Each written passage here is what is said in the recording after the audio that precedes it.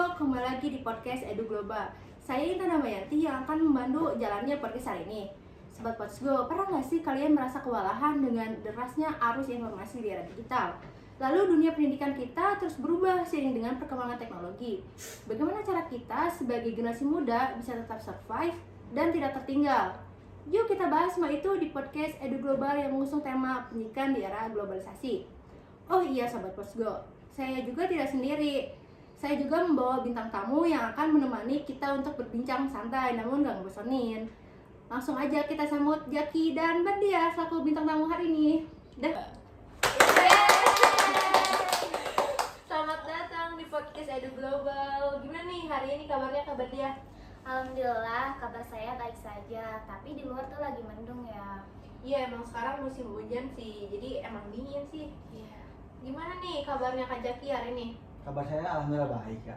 Walaupun di cuaca yang mendung ini dan bikin kita kok semangat ya dalam menjalankan podcast hari ini. Nih, jadi mereka berdua itu adalah mahasiswa baru yang sangat berprestasi dan sangat hebat dari Unindra tuh. Jadi kan kita mau bahas tentang pendidikan di era globalisasi nih. Kita mulai dari mana dulu ya? Jadi konteksnya gini ya, masyarakat sering mengomentari tentang pendidikan di Indonesia. Maksudnya kayak pendidikan kita jelek, pendidikan kita buruk. Mungkin kita nggak punya cara pandang yang sama tentang pendidikan yang bagus itu gimana. Nah, di sini kita mau ngambil perspektif dari pandangan Kak Badia dulu. Tapi sebelum ke sana, kita sharing background dulu nih pendidikan kalian biar semua orang tahu. Oke, pendidikan saya waktu SD itu di Madrasah Ibtidaiyah. Lalu saya merantau ke Cirebon, SMP SMA 6 tahun. Terus kenapa memilih Unindra dan kenapa memilih pendidikan ekonomi? Kalau memilih Unindra karena saya ditolak ya, ditolak 2 PTN. Gimana Terus tuh PTN-nya? itu di UNJ sama UIN. Terus alasan pendidikan ekonomi emang karena saya dekat dari rumah juga ya, dekat dari rumah, jadi ya udah di Unindra aja. Kenapa memilih pendidikan ekonomi? Pendidikan ekonomi karena sama jurusan saya IPS sama ya. SMA. Iya. Sekarang Kak Jaki nih backgroundnya pendidikannya. Oh, kan saya selama ini tinggalnya di Jakarta.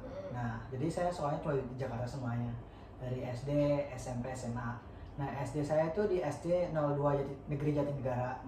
Terus yang kedua saya di SMP Negeri 90 Jakarta.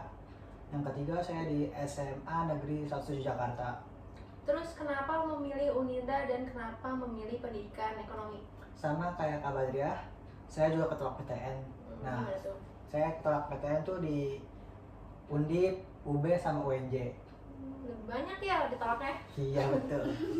Terus kenapa memilih pendidikan ekonomi? Gimana ya? Pertama sih saya nggak ada niat masuk pendidikan ekonomi ya. Terus Tapi gimana lagi ya? Soalnya saya pertamanya pengen masuknya bisnis digital. Tapi karena di Unindra udah close ya bisnis digital, jadi saya ngambil ya betul. Jadi saya ngambil pendidikan ekonomi. kenapa memilih ekonomi, kan banyak jurusan yang lain di Unindra?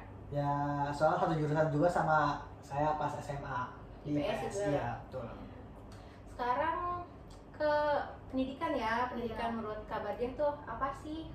Pendidikan secara umumnya itu proses pembelajaran untuk mengembangkan potensi diri sendiri ya, dari potensi peserta didik gitu.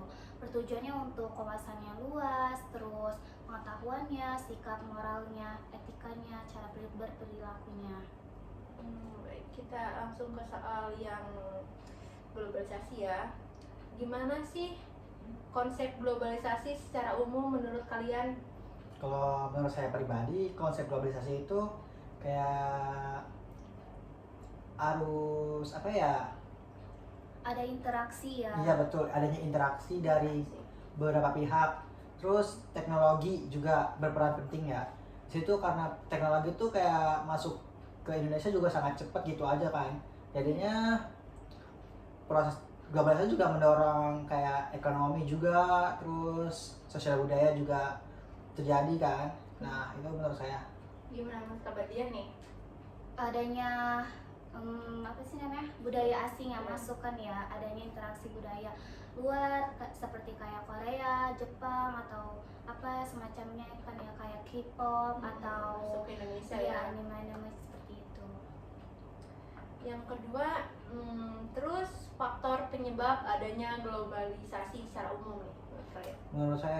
Menurut saya faktornya itu mungkin dari pemerintah juga. Pemerintah itu kayak apa ya, kayak nggak ngebatasin apa namanya budaya atau perusahaan lain masuk ke Indonesia juga. Nah, terus apa ya, arus teknologi juga sangat cepat gitu aja masuk ke Indonesia kayak yang saya jelasin tadi. Nah, karena itu faktornya juga berdampak ke ke kita ya. Iya. Nah, faktornya itu juga punya beberapa Sisi gelapnya ya. iya, betul. Ya, kalau menurut Kak Badia gimana nih faktornya? Sisi gelapnya tuh kayak jadi kita bergantung dengan negara Lain, maju, iya, negara maju. maju ya kan. Betul, Jadi betul. Indonesia itu terpatok sama negara maju itu, kayak perekonomiannya, sumber perdagangannya dan lain-lainnya.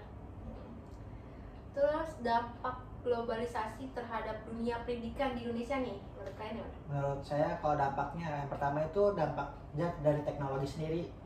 Itu kayak membantu generasi muda kita itu berkembang untuk menjadi lebih baik di masa depan. Karena teknologi juga bikin kita nambah wawasan kan. Iya. Soalnya wawasan kita tuh nggak cuma dari negeri kita ini, tapi bisa dari negeri lain juga kayak negara lain.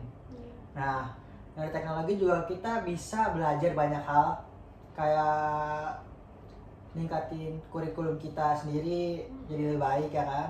Terus guru-guru juga ngajarnya juga lebih enak, lebih enjoy, dan lebih bervariasi kan.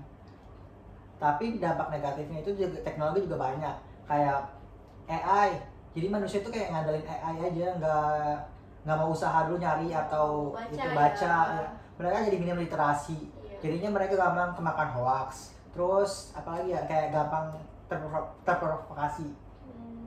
Kalau menurut Kak Badia nih, dampak globalisasi terhadap dunia pendidikan Indonesia?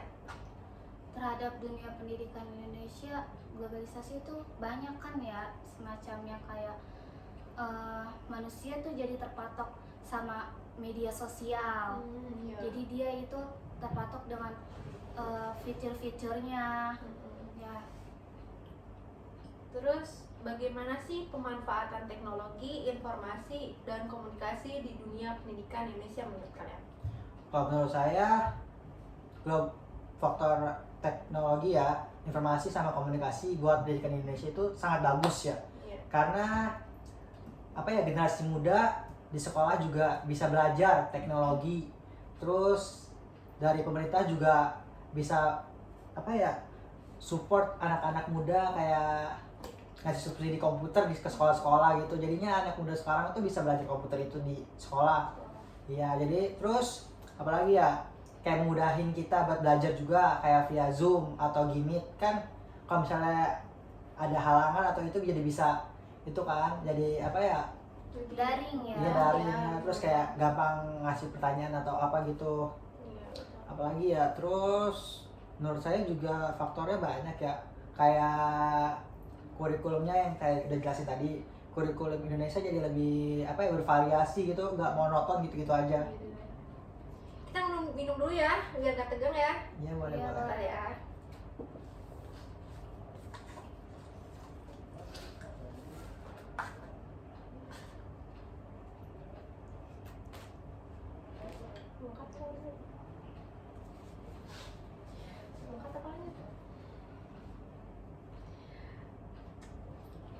Kita lanjut ya soalnya.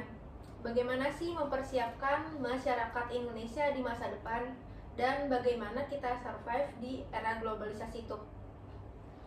Jadi untuk masa depan ya, masa depan itu emang harus dipersiapkan dari jauh-jauh hari kan ya.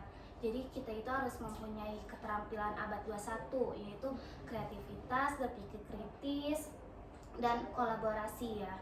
Terus yang kedua itu ada mampu beradaptasi dengan perubahan. Jadi globalisasi kan itu ada perubahan-perubahan ya, setiap zaman itu pasti ada perubahan, ada kemajuan. Jadi adanya itu kita siap, ada globalisasi kita siap untuk mendatangkan terjadinya globalisasi tersebut. Gimana nih menurut Kak Jaki? Kalau menurut saya ya, apa ya, generasi muda tuh harus survive ya biar masa depan kita juga lebih bagus ya. Dengan gitu apa ya, pendidikan kita juga maju, berkembang.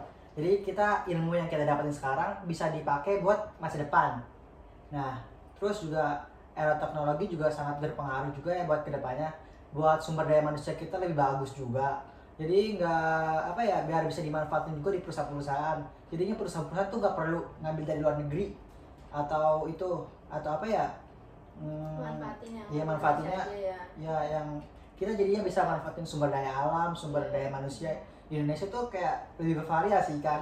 Iya. Jadinya nggak apa ya, Nggak berkembang aja gitu ya iya Indonesia berkembang. itu. Iya, jadi kalau manfaatin luar negeri mulu kan Indonesia bakal stuck di situ-situ aja ya, Iya. nggak bakal maju, nggak bakal berkembang. Iya. Nah, Yang terakhir, bagaimana dunia pendidikan Indonesia menghadapi era globalisasi dari sisi pemerintah dulu? kalau dari sisi pemerintah ya gampang aja. Pemerintah tuh kayak apa ya, kayak menerapin undang-undang tentang teknologi juga perlu itu agar masyarakat kayak tertib dalam penggunaan teknologi. Terus masyarakatnya juga mau gitu kayak bantu pemerintah dalam hal teknologi dan mau belajar juga mereka tentang dunia teknologi biar mereka juga bisa paham apa betul cara penggunaan teknologi yang baik dan benar. Kalau dalam pendidikan atau guru, Kalau dalam pendidikan guru ya mereka harus mau belajar juga kan, biar guru-guru yang lama itu mau belajar juga buat belajar teknologi agar apa ya, bisa ngajarin murid-muridnya juga. Iya, nggak gaptek gitu kan Iya, ya. gaptek betul. Nah jadinya guru bisa ngajarin murid, muridnya mau belajar teknologi. Nah agar muridnya mau belajar teknologi kan jadinya muridnya juga bisa apa namanya, Mengikuti ngikutin pembelajaran pelajaran terus bisa nyalurin juga ke generasi selanjutnya juga gitu. biar nggak boring juga pas di kelasnya. Betul. mungkin sampai sini aja ya kita bahas pendidikan di era globalisasi. Tunggu video selanjutnya di YouTube channel Podsgo. Bye-bye. Bye.